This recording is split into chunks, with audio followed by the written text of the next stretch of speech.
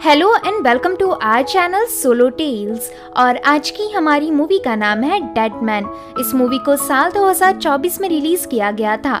Movie में दिखाया गया है कि कैसे एक कंपनी के मालिक को मनी लॉन्ड्रिंग के झूठे केस में फंसाकर उसे मरा हुआ साबित कर दिया जाता है, लेकिन बाद में वही आदमी कुछ ऐसे राज बाहर लाता है जो सिर्फ मनी लॉन्ड्रिंग नहीं बल्कि उससे भी बड़ी साजिश का पर्दाफाश कर देती है। और मूवी के एंड तक आते आते आप लोगों के होश उड़ जाएंगे, तो बने रहिए मूवी के एंड तक मेरे साथ। और अब हम शुरू करते हैं मूवी की बेसिक प्लॉट लाइन। कहानी की शुरुआत में हम अपनी कहानी के मेन लीड ली मांजे को एक कॉफिन के अंदर बंद देखते हैं। इधर ली के हाथों में पट्टी लगी हुई थी और ली दर्द के मारे बहुत चिल्ला रहा था कि तभी ली का कॉफिन खुलता है और ली खुद को एक ऐसी जगह में पाता है जहां बहुत से लोगों के साथ जबरदस्ती की जा रही थी और कई लोगों को तो कुत्तों की तरह पिंजरों में बंद करके उन्हें मारा जा रहा था।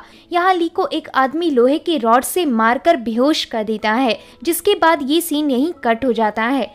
और अब कहानी जाती है पास्ट में लगभग 6 महीने पीछे। हम ली को एक जेल के अंदर देख पाते हैं। ली जेल में सोने की बजाय अपनी होने वाली बच्ची का नाम सोच रहा था और इधर ली डिसाइड करता है कि वो अपनी होने वाली बच्ची का नाम ली सोल रखेगा। आगे कुछ टाइम बाद हम ली को डाइवोर्स लॉयर के सामने अपनी वाइफ लाइला के साथ देखते हैं।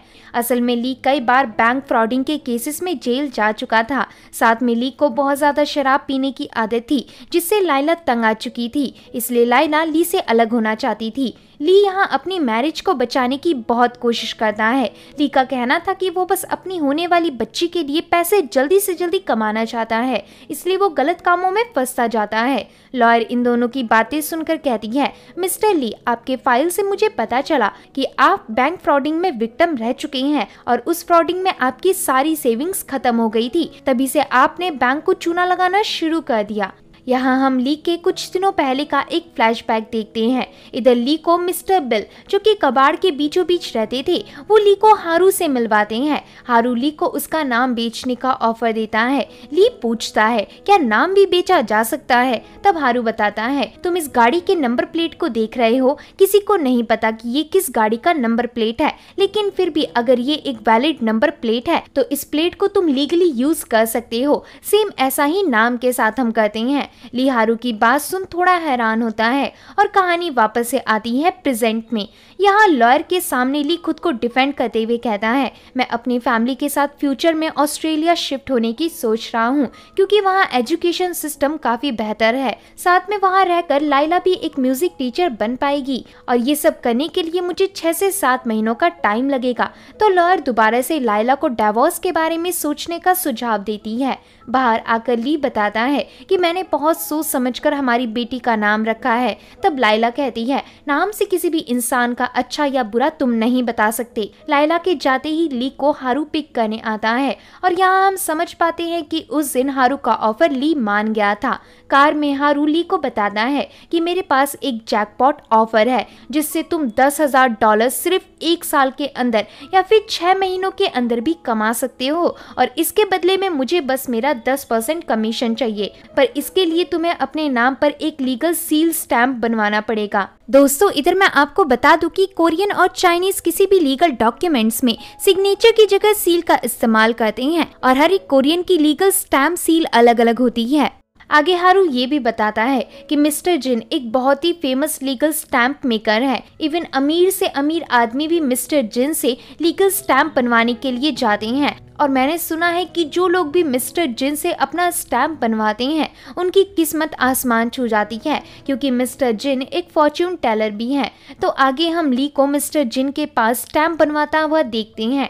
यहाँ जिन को ली का नाम बहुत पसंद आता है। मिस्टर जिन कहती हैं, तुम्हारे नाम का मतलब पैसों से जुड़ा हुआ है, लेकिन मुझे ये भी पता है कि तुम्हारी किस्मत अभी अच्छी नहीं चल रही है, क्योंकि तुम्हारी वाइफ तुमसे डाइवोर्स लेना चाहती है। वहीं तुम पुराने कामों में असफल होने के कारण नया काम शुरू करने वाली हो, लेकिन जल्द ही तुम्हारी वाइफ और तुम्हारा नाम सब तुमसे दूर होने वाला है। ली मिस्टर जिन की इस बात को सीरियस नहीं लेता और बताता है कि बहुत जल्द ली की बच्ची होने वाली है, जिसका नाम ली सोल रखने वाला है। मिस्टर जिन कहते हैं, नाम चाहे कुछ भी रखो, लेकिन बड़ी होकर वो बच्ची बच्ची क्या करेगी ये ज्यादा इम्पोर्टेंट है। आगे हम ली को मैनेजर शिरानो के साथ एक मर्सिडीज खरीदता हुआ देखते हैं। असल में मैनेजर शिरानो ली के न्यू बिजनेसेस और हम ये भी कह सकते हैं कि सारे ही घपलों में साथ दिया करता है।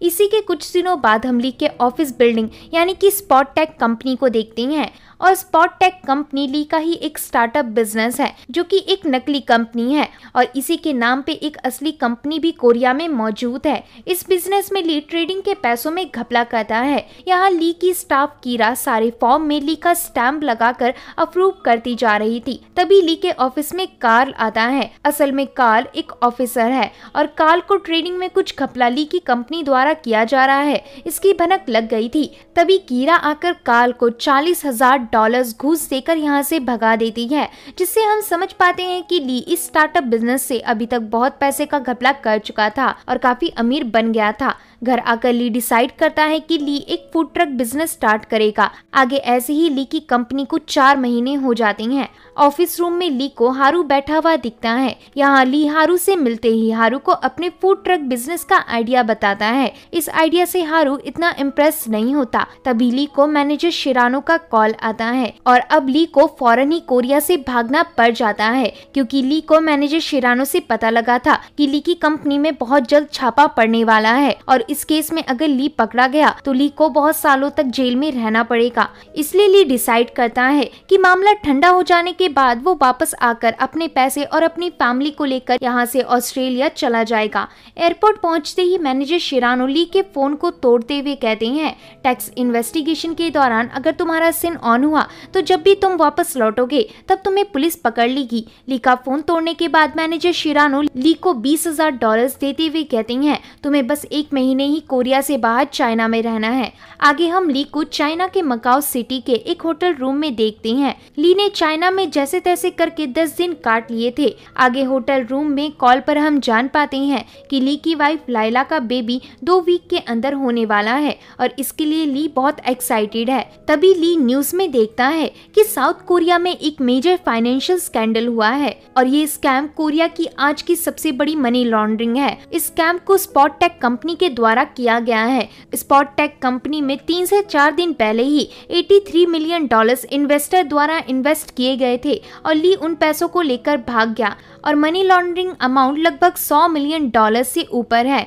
इस न्यूज को सुन ली को समझ नहीं आ रहा था कि ऐसा कैसे हुआ क्योंकि ली तो 10 दिनों से चाइना में ही है और ली ने किसी से भी अभी तक कांटेक्ट नहीं किया। ली अपने ऑफिस कलीग से कांटेक्ट करने की कोशिश करता है लेकिन ली को किसी से भी रिप्लाई नहीं मिलता। साथ में मैनेजर शिरानो का भी फोन स्विच ऑफ आ रहा था। यहाँ ली कपड़े पहनकर कोरिया के लिए निकलने लगता है लेकिन तभी ली अपने रूम में 2 चाइनीज आदमी को नोटिस करता है। ये दोनों ही ली को एक इंजेक्शन से बेहोश कर देते हैं, जिसके बाद ये दोनों चाइनीज मिलकर ली के सामानों, आंखों और फिंगरप्रिंट को स्कैन करके ली के आंखों को डाइल्यूट करके ली के फिंगर्स पर पट्टी बांध देते हैं। आगे ली को एक सुनसान इलाके में बने जेल के अंदर कॉफिन में डाल कर ले जाया जाता है। यहाँ हम बहुत से लोगों को कुत्तों के पिंजरों के अंदर देख पाते हैं। इस सीन को देख हमें समझ आता है कि यही वो जगह थी जो हमने मूवी की स्टार्टिंग में देखा था, यानी कि मूवी अब प्रेजेंट में आ चुकी है। अब कहानी 3 साल आगे बढ़ जाती है। यहाँ हम चाइना के प्राइवेट जेल को देखते हैं। जेल के अंदर एक कैदी को उसके सेल से बाहर निकालकर उसे ऑफिस रूम की ओर ले जाया जा रहा था। वहीं ऑफिस रूम के अंदर जेल का जेलर बताता है कि इस कैदी को जेल में पूरे 3 साल बीत चुके हैं और आज तक कोई भी कैदी इस जेल से बाहर जिंदा नहीं गया। लेकिन मिस रैन, आप इस कैदी के लिए बहुत अच्छा पे कर रही हो, इसलिए मैं इस कैदी को आपको बेच रहा हूँ। तभी इस जगह उस कैदी को लाया जाता है जिसे मिस रैन खरीद रही थी। हम देख पाते हैं कि ये कैदी और कोई नहीं बल्कि ली ही था। यहाँ ली की हालत देख मिस रैन बताती है, मुझे पहले से ही पता था कि तुम जैसे लोगों को मरा घोषित करके ऐसे ही चाइना या फिर फिलीपींस के प्राइवेट जेल में भेज दिया जाता है और फाइनली मैंने तुम्हें ढूंढ निकाला ली। तुम्हारी कीमत जेल के लोगों ने $5,000 रखी है, लेकिन ये कीमत तुम्हारे नाम से बहुत कम है। आगे जेल के अंदर मिस रैन ली को एक न्यूज़पेपर दिखाते हुए बताती है कि तुम्हें 3 साल पहले चाइना में मरा घोषित कर दिया गया था। इधर हम देख पाते हैं कि ली की उंगलियों के फिंगरप्रिंट्स बिल्कुल जल चुके थे। मिस रैन ली को एक न्यूज़ दिखाती है। इस न्यूज़ में पॉलिटिशियन मिस्टर एलेक्स के बारे में बताया जा रहा था। मिस रैन कहती है, एलेक्स हाल फिलहाल इलेक्शन हारा है और बहुत जल्द एक नई पार्टी को प्रेसिडेंशियल इलेक्शन से पहले स्टैब्लिश करने वाला है, लेकिन मेरे जासूसों से मुझे खबर मिली कि जो मनी लॉन्ड्रिंग का केस तुम्हारे ऊपर चल रहा है, उन्हीं पैसों का यूज करके एलेक्स अपनी नई पार्टी स्टैब्लिश करने वाला है। इसका मतलब तुम पे जो इल्जाम लगा है वो एलेक्स के कारण लगा है, और मैं चाहती हूँ कि तुम दुनिया के सामने एलेक्स की सच्चाई बाहर लाओ। मिस रैन यहाँ कहती है, जब तुम मेरा काम कर दोगे तब मैं तुम्हारी वाइफ के बारे में तुम्हें सारी इन्फॉर्मेशन दे दूंगी। तो अब इसके बाद हम ली को मिस रैन के प्राइवेट प्लेन में देखते हैं। यहाँ मिस रैन कहती है, हमें पैसों के बारे में जानने के लिए तुम्हारे बनाए गए लेजर की जरूरत होगी। दोस्तों, लेजर एक अकाउंट बुक होती है जिसमें सारे हिसाब किताब होते हैं। ली बताता है, मेरा वो लेजर मेरे साथियों या फिर ऑफिस में होगा। ली की बात सुन मिस रैन ली को कहती है, मैंने तुम्हारी एक नई पहचान बना दी है, क्योंकि दुनिया के लिए तुम अब एक मुर्दा इंसान हो। तभी हम ली के हाथों में सोल लिखा हुआ देख पाते हैं। आगे ली कोरिया जाकर अपनी वाइफ लैला को कांटेक्ट करने की कोशिश करता है, लेकिन लैला ने बहुत पहले ही अपना नंबर बदल दिया था। तो अब ली अपने घर जाता है। यहाँ ली के घर के बाहर गालियां लिखी हुई थी। तभी इस जगह पर एक क्लीनर आकर बताती है, लाइला के पति के भाग जाने के बाद लाइला ने लोगों से डरकर सुसाइड करने का ट्राई किया, लेकिन लाइला उस अटेम्प्ट में बच गई। फिर कुछ समय बाद लाइला ने इस देश को छोड़ दिया। इस बात को सुन ली को बहुत दुख होता है। आगे ली अपने ऑफिस में जाता है और देखता है कि उसका पूरा ऑफिस बहुत बुरी तरह से जला हुआ था। इधर ली अपने सीक्रेट कैमरा को चेक करता है, लेकिन इस कैमरा के सारे डाटा को इरेज कर दिया गया था।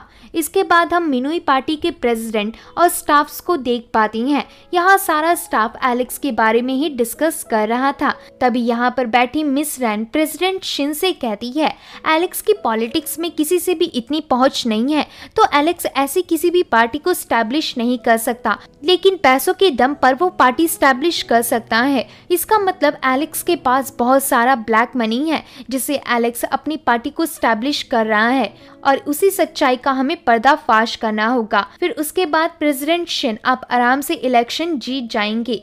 असल में मिस रैन खुद तो पॉलिटिक्स में नहीं है, लेकिन प्रेसिडेंट शिन को अपनी शील्ड बनाकर खुद ही मिनुई पार्टी को कंट्रोल करती है। आगे सीन आता है ली पर। ली एक बेसबॉल स्टेडियम में आया था कि तभी ली को कैमरे का डाटा रिकवर होने का मैसेज आता है। इस कैमरा फुटेज में ली एक लड़की को लेजर को चुराता हुआ देखता है। तभी स्टेडियम की लाइट ऑन हो जाती है और ली इधर हारू से मिलता है। हारू ली को जिंदा देख बहुत खुश होता है। हम जान पाते हैं कि ली के मरने की खबर के बाद हारू इस स्टेडियम में एक कोच बन गया था और अपनी गर्लफ्रेंड के साथ शादी कर चुका है। वहीं मैनेजर शिरानो भी छिपने के लिए अपने गांव अपनी बेटी एलिन से मिलने गया था, लेकिन एलिन से मिलकर शिरानो को पता चला कि जिसने भी मनी लॉन्ड्रिंग का केस ली पर डाला है, उन्होंने शिरानो के ऊपर भी $2.7 मिलियन का टैक्स भी डाल दिया था, क्योंकि शिरानो तुम्हारा मैनेजर था। आगे इसी गुस्से में शिरानो ने ऑफिस में आग लगा दी और उसी आग में शिरानो जलकर मारा गया।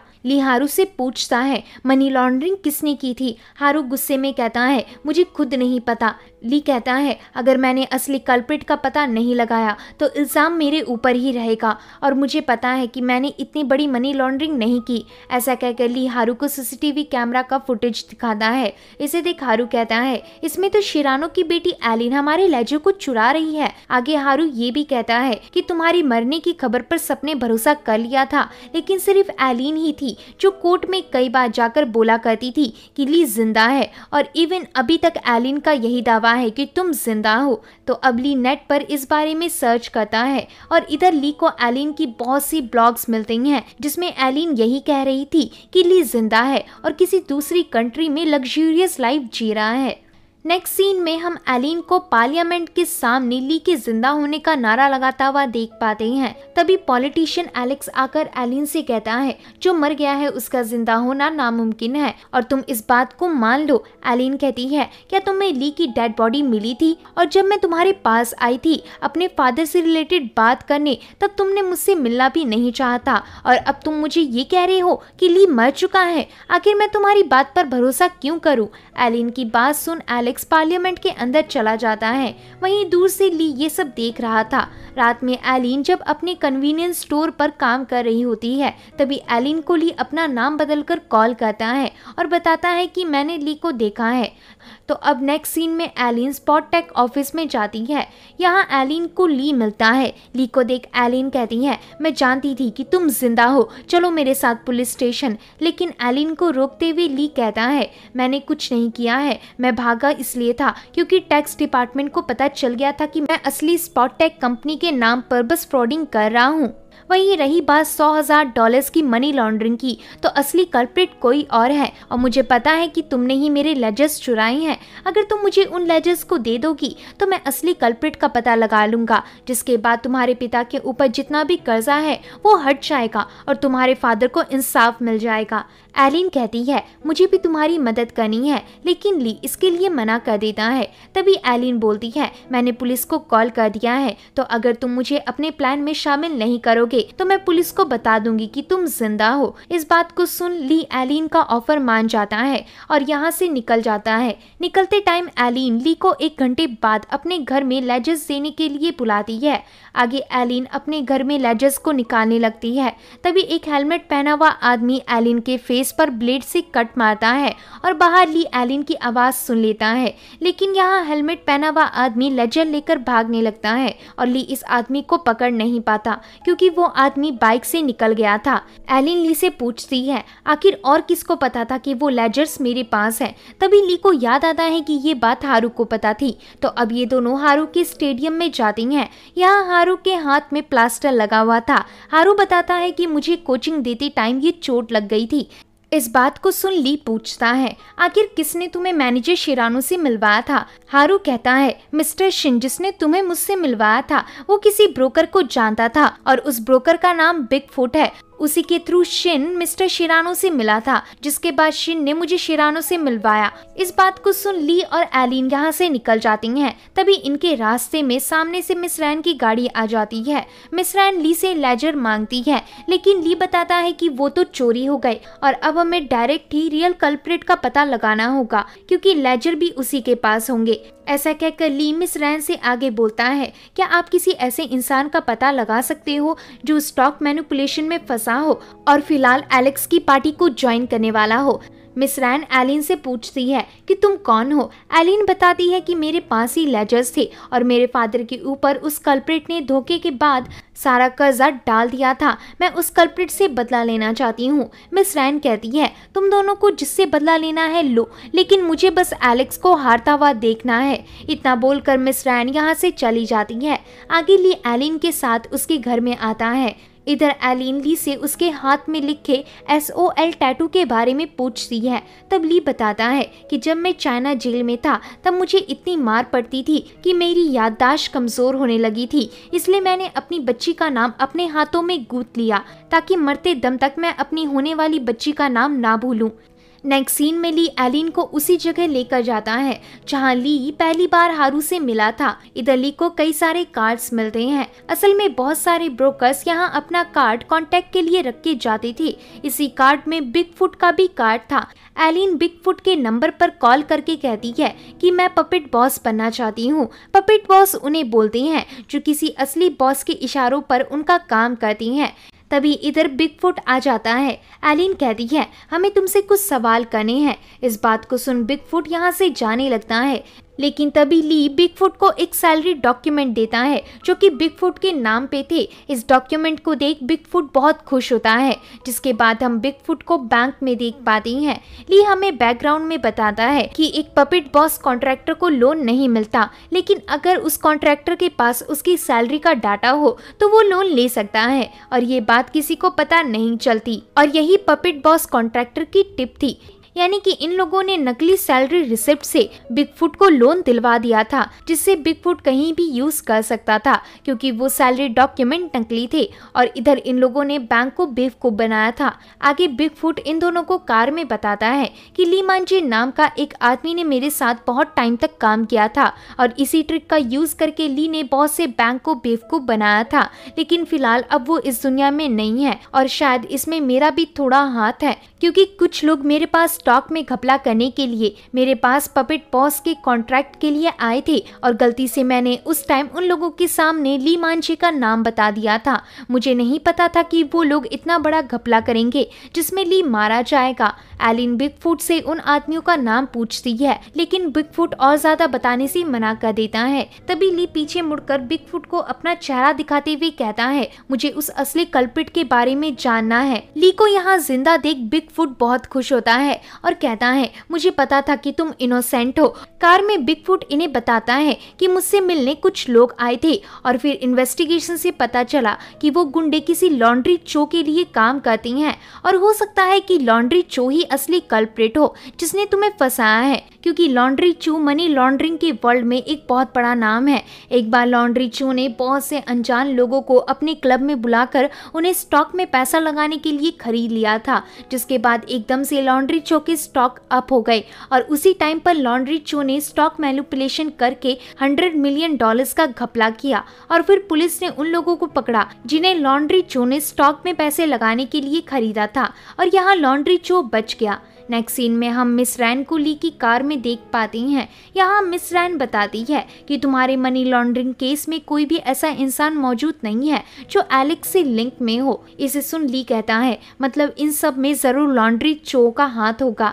तभी बिगफुट इनकी कार के पास आकर कुछ डॉक्यूमेंट देकर यहाँ से चला जाता है। इन डॉक्यूमेंट्स में उन क्लब्स के नाम थे जहाँ लॉन्ड्री चो के एजेंट्स काम करते थे। इधर मिस रैन एलिन को लॉन्ड्री चो के क्लब में चलने कहती है। नेक्स्ट सीन में हम लॉन्ड्री चो की एजेंट लिली को एलिन और मिस रैन के सामने देख पाती हैं। मिस रैन लिली को ऑफर देती है कि अगर लिली ने एलिन को लॉन्ड्री चो से मिलवा दिया तो मिस रैन लिली को 200 ऐसे लोग देगी जो लिली के स्टॉक में पैसे लगाएंगे और इससे लिली स्टॉक मैनिपुलेशन कर सकती है। तो यहाँ लिली इस ऑफर को मान जाती है। लिली बताती है कि लॉन्ड्री चो से मिलना इतना आसान नहीं है, लेकिन एक तरीका है। असल में लॉन्ड्री चो एक स्टॉक फर्म के लिए काम करता है और उसकी मीटिंग में वो 20 बहुत ही अमीर लोगों को इनवाइट करता है और उस टाइम में उन 20 लोगों में से एक ऐसे इंसान को चुनती हूँ जो इजी टारगेट हो, यानी कि चो उसे इजीली फंसा सके। मैं उस इंसान को चो के होटल रूम में छोड़ देती हूँ और यहीं तुम लॉन्ड्री चो से अकेले में मिल सकते हो। आगे हम एलिन को लॉन्ड्री चो के मीटिंग को अटेंड करता देख पाती हैं।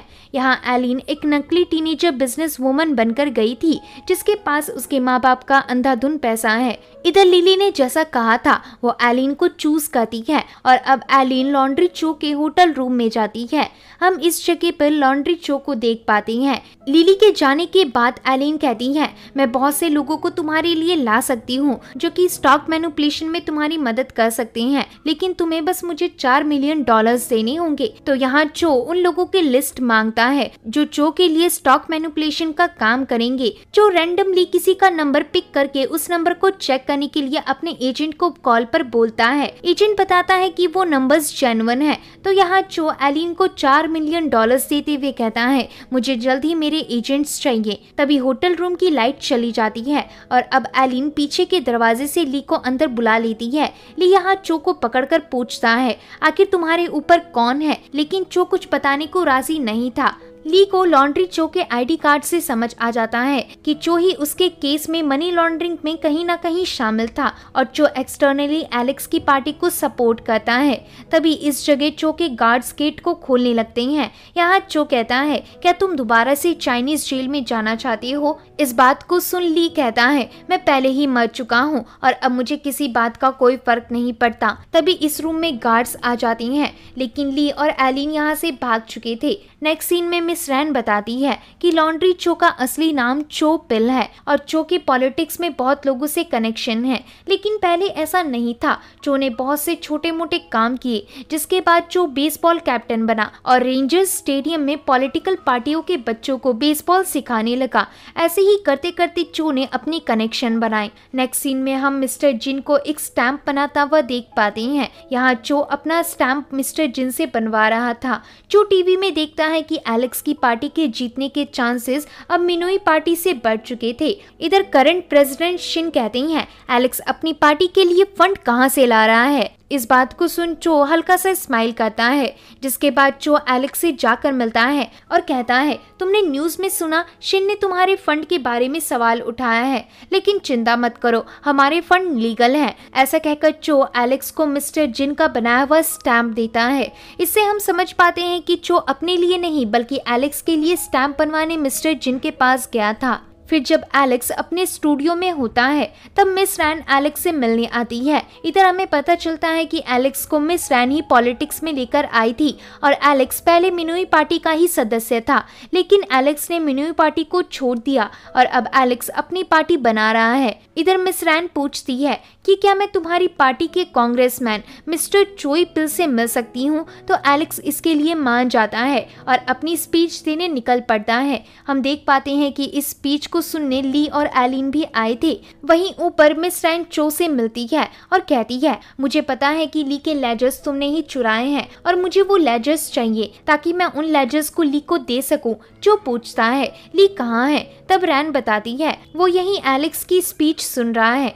मिस रैन आगे कहती है, अगर ली ने मीडिया के सामने आकर अपना मुंह खोल दिया तो एलेक्स बर्बाद हो जाएगा, इसलिए मैं शांति से तुमसे वो लेजर्स मांग रही हूँ। इसके बदले मैं तुम्हें अपनी पार्टी में ले लूंगी। जो कहता है, तुम पॉलिटिक्स खेलना अच्छे से जानती हो, तो फिर तुम प्रेसिडेंट के लिए चुनाव क्यों नहीं लड़ती? मिस रैन कहती है, एक पॉलिटिशियन लोगों के सामने मजाक होता है जो मैं नहीं बनना चाहती। मैं तो वो हूँ जो नेता को कंट्रोल करती है। नीचे एलेक्स की स्पीच के दौरान ली को मिस रैन का कॉल आता है। मिस रैन कहती है, मैं ऊपर चो के साथ हूँ, तुम भी ऊपर आ जाओ। लेकिन तभी ली के ऊपर लाइमलाइट पड़ती है और सब लोग देख लेते हैं कि ली जिंदा है। इधर ली भागने लगता है, लेकिन तभी बाहर एक आदमी ली को मारकर बेहोश कर देता है। फिर जब ली को होश आता है तब वो अपने आप को हारू के बेसबॉल स्टेडियम में पाता है। यहाँ हारू ने ली पर कम से कम 48 बॉल्स फेंकी थी और इसी कारण से हारू थक गया था। तो अब चो मशीन से ली के ऊपर बॉल फेंकता है, जिससे ली को बहुत सी चोटें आती हैं। इसके बाद चो ली को बहुत मारता है। यहाँ ली हारू से पूछता है, तुमने ऐसा क्यों किया? हारू बताता है, तुमने ही कहा था कि पैसों के बारे में सोचो, इसलिए मैंने इन लोगों की हेल्प की। हारू की बात सुन चो जमीन में पैसे फेंकते हुए बोलता है, इन पैसों को उठाओ और ली को मार डालो। तो अब हारू पैसे उठाने लग जाता है और ली के पास आकर कहता है, जगह बदलने का समय आ गया है। ऐसा कहकर हारू अपने मुंह में रखा ब्लेड निकालता है और ली को धक्का दे देता है, जिससे ली नीचे गिर जाता है। इसके बाद हारू इलेक्ट्रिक चेन सॉ उठाकर चो के आदमियों पर हमला कर देता है, लेकिन चो के लोग हारू को पकड़ लेते हैं और यहाँ हारू चो के हाथों मारा जाता है। तभी ली हारू के दिए हुए ब्लेड से अपने हाथों को खोल लेता है। वहीं मिस रैन का ईंटों से भरा एक ट्रक इस जगह की दीवार को तोड़कर अंदर घुस जाता है, जिसमें कि चो और चो के सारे गुंडे घायल हो जाते हैं। यहाँ पर ली हारू की बॉडी के पास आकर रोने लगता है। वहीं मिस रैन को ली के लेजर्स मिल जाती हैं। वहीं न्यूज में बताया जाता है कि ली मांजे जिंदा है और कांग्रेसमैन एलेक्स के ऊपर इन्वेस्टिगेशन चल रही है, क्योंकि एलेक्स के पास पार्टी को स्थापित करने के लिए इतने पैसे कहां से आए। इस न्यूज को देख एलिन ली के स्पॉट टेक कंपनी के लोगों को नोटिस करती है और यहाँ एलिन देखती है कि स्पॉट टेक कंपनी का लोगो किसी और लोगों से मेल खा रहा था। ऐसा लोगो एलिन ने रेंजर्स कंपनी में देखा था। दूसरी तरफ ली को हम मिस रैन के साथ देख पाते हैं। यहाँ पर ली बताता है कि इन लेजर्स में $10 मिलियन की सेल ऐसी हुई है जो कि एलेक्स की पार्टी की तरफ से की गई है, यानी कि एलेक्स के पास $10 मिलियन गए थे। इसका मुझे सबूत लेजर्स में मिल गया है। मिस रैन पूछती है, बाकी के 90 मिलियन उनका क्या? ली कहता है, मेरे लेजर्स में इनका हिसाब नहीं है। तो इसे सुन रैन कहती है, कोई बात नहीं, 10 मिलियन भी एलेक्स को तबाह कर सकती है और मेरा मोटिव एलेक्स की पार्टी को ही गिराना है। ऐसा कहकर मिस रैन ली को पैसों का भरा बैग और लाइला का नंबर ली को दे देती है। आगे ली ब्रिज के पास आकर लाइला को कॉल करता है। यहाँ ली लाइला से माफी मांगते हुए सोल यानी कि अपनी बेटी के बारे में पूछता है। तब लाइला बताती है कि सोल कभी पैदा ही नहीं हुई और मेरा मिसकैरेज हो गया था, उसी दिन से तुम भी मेरे लिए मर गए। ऐसा कहकर लाइला अपने स्टूडेंट्स के सामने रो देती है और यहाँ ली भी कॉल कट होने के बाद रोने लग जाता है, क्योंकि ली बस इतने टाइम अपनी बेटी की वजह से ही जिंदा था। आगे मिनुई पार्टी एलेक्स के 10 मिलियन के स्कैंडल को पूरी मीडिया में बता देती है। तभी मिस्टर शिन यहाँ की फोटो लेकर कहती हैं, ये मूवमेंट एक हिस्ट्री बन जाएगा। इधर मिस रैन कहती है, आखिर बाकी के 90 मिलियन कहाँ गए? मिस्टर शिन कहते हैं, अब भूल भी जाओ उन्हें। दूसरी तरफ रात में एलिन को ली बताती है कि स्पॉट टेक कंपनी का लोगो दो कंपनी के लोगो से मेल खाता है, एक तो खुद मिनोई पार्टी और दूसरी रेंजर्स कंपनी, यानी कि तीनों ही लोगों के डिजाइनर सेम ही थे। और तुम्हें पता है क्या, रेंजर्स बेसबॉल स्टेडियम के चेयरमैन और मिनोई पार्टी के प्रेसिडेंट सेम है, वो भी मिस्टर शिन। मिस्टर शिन अपने जमाने में एक टाइम पर बेसबॉल प्लेयर हुआ करते थे। नेक्स्ट सीन में ली मिस रैन को बताता है कि रेंजर्स बेसबॉल स्टेडियम का मनी लॉन्ड्रिंग में हाथ है, क्योंकि असली स्पॉट टेक कंपनी को एलेक्स चलाता था। वहीं चो पिल स्पॉट टेक कंपनी का मैनेजर था, लेकिन स्पॉट टेक कंपनी का जो लोगो है उसे दो कंपनी के लोगो को मिलाकर बनाया गया है और वो ओरिजिनल लोगो और कोई नहीं बल्कि रेंजर्स और मिनोई का है, यानी कि मिस्टर शिन भी मनी लॉन्ड्रिंग से जुड़े हुए हैं। नेक्स्ट सीन में मिस रैन शिन से मिलकर पूछती है, क्या तुमने बाकी के 90 मिलियन डॉलर्स का घपला किया था? क्योंकि मेरी इन्वेस्टिगेशन से मैंने जाना कि तुम पहले स्पॉट टेक कंपनी के एडवाइजर रह चुके हो। तो यहाँ मिस्टर शिन रैन की बातों से एग्री करता है और बताता है, मुझे पता है कि तुम मेरा कुछ नहीं बिगाड़ सकती, क्योंकि मैं तुम्हारी शील्ड हूँ और तुम्हें मुझे सपोर्ट करना ही पड़ेगा। इस बात को सुन मिस रैन को बहुत गुस्सा आता है, लेकिन शिन मिस रैन के ऊपर हंसने लगता है। दूसरी तरफ ली एलिन को कार में बताता है कि मैंने रेंजर्स का सारा डाटा चेक किया, जिससे मुझे पता चला कि रेंजर्स कंपनी ने सारे पैसों का घपला तुम्हारे फादर के नाम पर किया था, यानी कि 10 मिलियन एलेक्स की कंपनी के साथ हुआ और 90 मिलियन तुम्हारे फादर के नाम पर। इसे सुन एलिन कार से निकल जाती है और सोचने लगती है कि अब हम लोग असली कल्प्रिट को कैसे फंसाएंगे। तो ली कहता है, तुम्हें इन सारे डॉक्यूमेंट्स में तुम्हारे फादर की जगह मेरा नाम एडिट करना होगा, जिसके बाद मैं पब्लिक में जाकर बता दूंगा कि 90 मिलियन की मनी लॉन्ड्रिंग जो कि मेरे नाम है वो मैंने रेंजर्स कंपनी के लिए किया था और रेंजर्स कंपनी के पास ही बाकी के 90 मिलियंस हैं। तो आगे ये लोग सारे ही पेपर्स में ली के स्टैंप को लगाकर 90 मिलियन की मनी लॉन्ड्रिंग में ली का नाम डाल देती हैं। दूसरी तरफ जब एलेक्स पॉलिटिक्स से रिटायरमेंट की बात पूरी पब्लिक में कह रहा होता है, तभी यहाँ पर ली आकर एलेक्स को रोक लेता है, जिस कारण सारी मीडिया का फोकस ली की तरफ आ जाता है और यहाँ एलिन एलेक्स के पास आकर उसे अपने साथ चलने कहती है। नेक्स्ट सीन में एलिन एलेक्स को 90 मिलियन की मनी लॉन्ड्रिंग की रिपोर्ट्स जो कि ली के नाम पर थी उसे दिखाकर कहती है कि ये सब ली ने मिनोई पार्टी के लिए किया था और इस सारी मनी लॉन्ड्रिंग में मिस्टर शिन का हाथ है। इस रिपोर्ट से तुम मिनोई पार्टी को गिरा सकते हो और अपना नाम साफ कर सकते हो, क्योंकि तुम्हारी कंपनी को भी एक पपेट की तरह यूज किया गया था और असली कल्प्रिट मिस्टर शिन नहीं बल्कि शिन भी रियल कल्प्रिट का एक प्यादा है। और जब तुम 19 मिलियन की मनी लॉन्ड्रिंग को मीडिया के सामने लाओगे तो असली कल्प्रिट तुम्हारे पास जरूर आएगा, क्योंकि कल्प्रिट को सिर्फ पावर चाहिए ना कि पैसा। आगे एलेक्स ऐसा ही करता है। एलेक्स मीडिया को 90 मिलियन जो कि मिस्टर शिन द्वारा किए गए थे उसे पब्लिक कर देता है, जिसके बाद एलेक्स को एक अनजान नंबर से कॉल आता है। नेक्स्ट सीन में हम मिस्टर जिन को देख पाते हैं। इधर हमें समझ आता है कि असली कल्प्रिट और कोई नहीं बल्कि मिस्टर जिन थे। मिस्टर जिन ली को बताता है कि मैंने ही पैसों का घपला किया था और शिन मेरे लिए ही काम कर रहा था, लेकिन अब शिन मेरे काम का नहीं रहा, इसलिए मैंने एलेक्स को अप्रोच किया है और मैं तुम्हारी ही तरह कई लोगों का यूज कर चुका हूँ। ली पूछता है, आखिर तुमने मेरा ही नाम यूज क्यों किया? तब मिस्टर जिन कहती हैं, तुम्हारा नाम बहुत लकी है जिसे यूज करके मैंने 100 मिलियंस को अपने हाथों में किया। ऐसा कहकर मिस्टर जिन अपना सीक्रेट लॉकर ली को दिखाते हैं। यहाँ एक लॉकर में ली का स्टैंप रखा हुआ था। इधर मिस्टर जिन कहती हैं, जितने भी स्टैंप तुम्हें यहाँ दिख रहे हैं यही लोग तुम्हें चाइना के उस जेल में भी मिले होंगे, क्योंकि वहाँ भेजे गए सारे लोग मेरे विक्टिम्स थे, बिल्कुल तुम्हारी तरह। इसे सुन ली जिन पर इतना गुस्सा होता है कि वो मिस्टर जिन को मारने की सोचता है, लेकिन ली ऐसा नहीं कर पाता क्योंकि ली कोई मर्डरर नहीं है। दूसरी तरफ पुलिस वाले चो को अरेस्ट कर लेते हैं क्योंकि चो भी मिस्टर शिन के साथ मिला हुआ था। वहीं मिस्टर शिन की असलियत बाहर आने पर मिस रैन भी मिनोई पार्टी को छोड़ देती है, जिसके बाद शिन को भी अरेस्ट कर लिया जाता है। आगे 1 साल बाद हम एलिन की शॉप देख पाती हैं। इधर रेडियो से पता चलता है कि एलेक्स प्रेसिडेंट इलेक्शन जीत गया था। दूसरी तरफ कोर्ट में ली मान जे को जिंदा साबित कर दिया जाता है। आगे ली से मिस रैन मिलने आती है और ली को थैंक्स करके यहाँ से चली जाती है और इसी के साथ ये मूवी एंड हो जाती है। तो होप है कि दोस्तों आपको ये मूवी पसंद आई होगी। अगर वीडियो पसंद आता है तो वीडियो को लाइक और चैनल को सब्सक्राइब करें। मिलते हैं ऐसे ही एक और मजेदार वीडियो के साथ, तब तक के लिए आप अपना ध्यान रखें। धन्यवाद।